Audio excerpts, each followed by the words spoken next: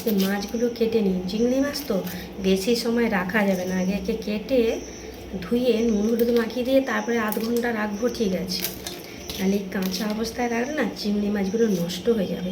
একটু নরম নরম আছে, সব রকমই বড়ো ছোট সস্তায়, যেমন পয়সা তেমন খাবার। আবার কি, নিজের সংসার নিজেকে তো গুছিয়ে চলতে হবে, তাই তো বন্ধুরা? আমাকে কি কেউ দিয়ে যাবে? আমার পিছনে সবাই লাগবে, কেউ কি আমাকে দিয়ে যাবে বলুন তো? আড়ালে বলবে পিন্টুর বউ ওই করছি সেই করছি এই করছি এই দেখাচ্ছি এই দেখাচ্ছি, সব নিন্দা করার মাস্টার। কিন্তু আমার পেটে না ভাত থাকলে কেউ দিয়ে যাবে না। ভাতের কথা বলতে বলতে ভাত আমার ফুটে গেছে। এই জন্য বন্ধুরা, কারোর কথায় কান না দিয়ে নিজের মতো নিজে চলো, সবচেয়েতে ভালো। তুমি তো নিজে জানো তুমি কতটা সৎ ভালো। লোকে অনেক কথা বলবে, এখনকার দিনের মানুষ কেউ কারোর ভালো দেখতে পারে না, তাই না? এটাই হচ্ছে কথা।